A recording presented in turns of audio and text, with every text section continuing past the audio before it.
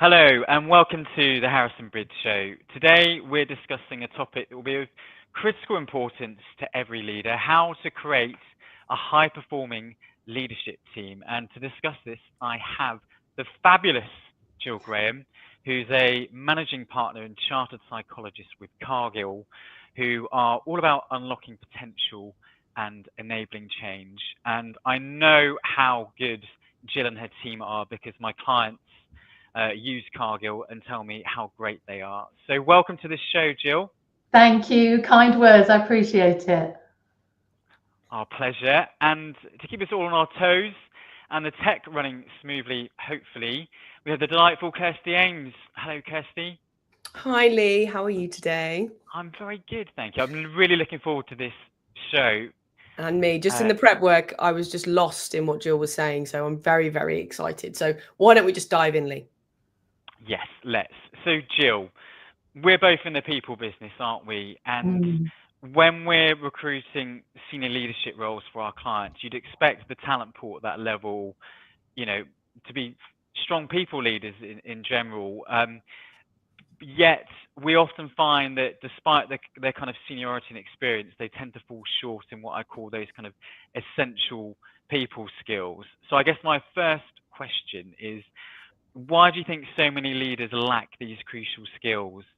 And how important is it for us to prioritize our people skills in these leadership roles?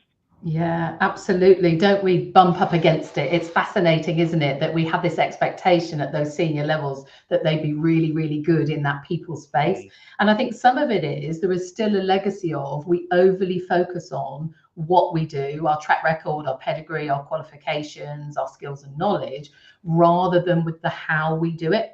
And that behavioral piece, that emotional piece in terms of how we interact with people, how we manage people, how we lead, is often not considered. And managing people is really hard. I have 25 years of running Cargill, many qualifications in psychology. It still surprises me week on week. Humans do funny things. We're complex. Managing teams and people, it's dynamic, it's ever changing.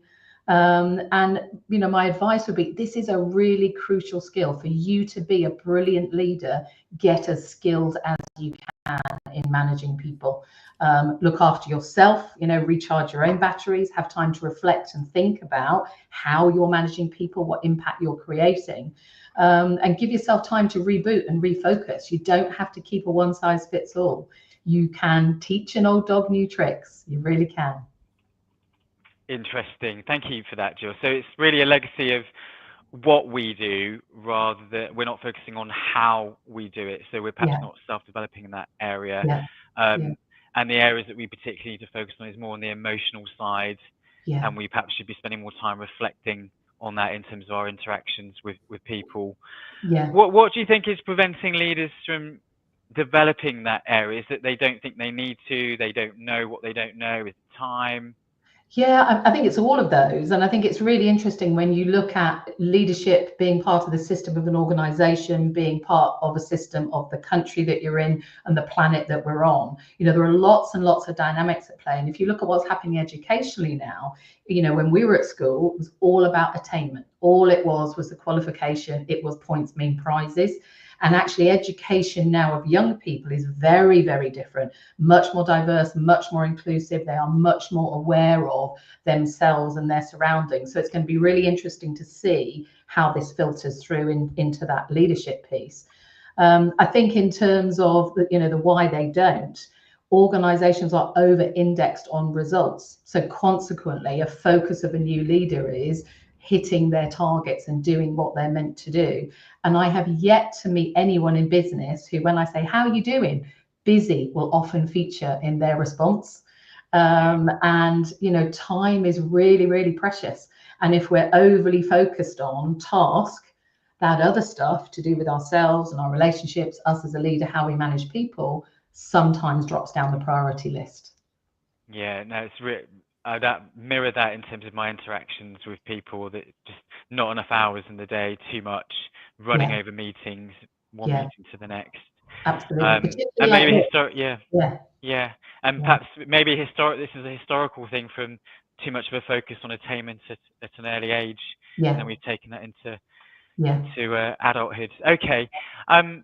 What do you think is the biggest challenge CEOs face with their leadership teams in general? Well, interestingly, if you'd asked me that question a few years ago, I would have gone straight into it's to do with the team.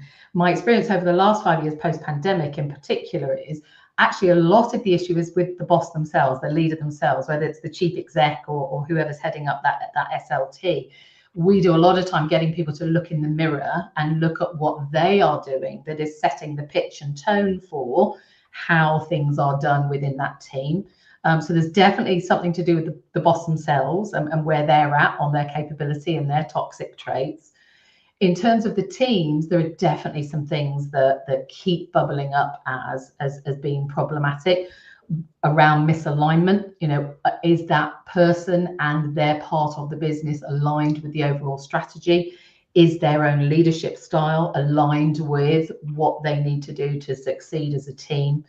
And there's a lot of egos, and that doesn't necessarily mean strength. Often egos are underpinned by a psychological fragility. There's a lot of anxiety.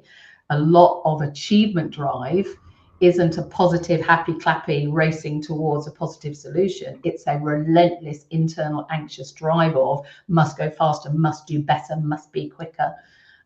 So there's an awful lot that's going on. At the moment, what we see is, a bit of an obsession on achievement. Business has changed even more. We're having to do more and more with less and less. It'll be interesting to see the impacts of some of the global politics, of some of our budget in our own country. Business is tough.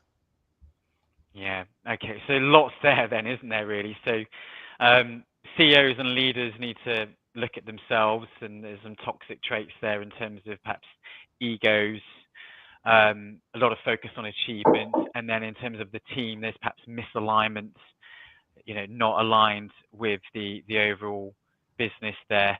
Yeah. When you talk about toxic traits, so perhaps ego being one of those, would you mind just expanding on perhaps some of the toxic traits? Yeah, there's a lovely psychometric we use which looks at the dysfunction. So this came about when the researchers realized there were quite a lot of very successful psychopaths in business in the Western world, with their lack of remorse and their relentless kind of headbutting to get to the top. That really kind of characteristic of the 80s and 90s type leadership style. And there was a book written called Snakes in Suits, which started to look at these toxic traits. There's a book, Why CEOs Fail, which is focused on these toxic traits. And essentially it says, to be brilliant, you are probably not very normal. And by that, what I mean is you're not just a regular Joe. You are somebody who is bringing something special. If we think of normal as statistical, the normal distribution curve, the people who are brilliant are at that statistically narrow end of things. And what that means is they've got a lot of strengths. They shine bright in lots and lots of different areas. It becomes a toxic trait when that strength becomes overplayed, and it's like two sides of the same coin. That bright side turns to the dark side. So if you are very charming, you might also be very manipulative. If you are very confident, you might also be rather arrogant. If you are very innovative and creative, you might actually be quite off the wall. So it's trying to find ways to say, how do we continue to play to our strengths, but how do we know what our toxic traits are? Because, to know the enemy is the first part of the battle, and often it's the enemy within. Yeah. Wow, that's so interesting. I think I'm going to buy that book. I think my team might be happy that I buy that as well. I'll profile you, Lee. We'll run the dysfunctions profile on you and see what comes up. And I promise not to share it with anyone. You're on. I'm up for that. And maybe we could do a LinkedIn live show about my toxic behaviour for a laugh. Have we got any questions, Kirsty? We do. We have a really, really good question from Laura, which is, I'm interested to hear how Gill starts the journey with CEOs to look in the mirror. Recognizing the need for outside support is the first difficult step, in my opinion. What are your thoughts? Yeah, absolutely. And that awareness bit is so critical, isn't it? Because I think what we do is you can bring the horse to water, you consult their oats and all the rest of it. So they don't want to play, they don't want to play. I think people who are responsible for HR and leadership and talent in the business are doing a phenomenal job at the moment at lifting the relevance of people skills onto the corporate agenda. How I start that journey is always with rapport. So I think one of the reasons I can get away with it is I have the ability to establish rapport, and things that people might find threatening, they don't. I think it really helps to be a psychologist. It gives street cred, because we're still obsessed by the what. It's like, oh, she's got XYZ qualifications, she must know what she's talking about. So credibility is important, rapport is important, and just starting gently, you know, just trying to increase that self-awareness, running some psychometrics to get a sense of what's their leadership DNA, what's the good, but equally what's the bad and the ugly. And once you can start that conversation, that's when you get those light bulb moments, and those become the things that ignite change. Amazing. Thank you so much for that. If anybody watching does have any more questions for Gill, just pop them in the comments and I'll be sure to bring them up for you. So thank you very much for Laura and for Gill. So back to you, Lee. Thanks, Kirsty. What are the key characteristics then, Gill, would you say, of a high-performing leadership team? Yeah, that's the million-dollar question, isn't it? Everybody is searching for this formula and, you know, what are the things that I need? And if you look back over the research, you know, there was lots about shared purpose and clear communication, having a common understanding and being committed to that, having absolute role clarity, having the energy, focusing on continual learning. There's lots and lots of good things out there. Harvard have been producing a lot actually in their Harvard Business Review and articles around characteristics to do with direction and discipline and drive and so on.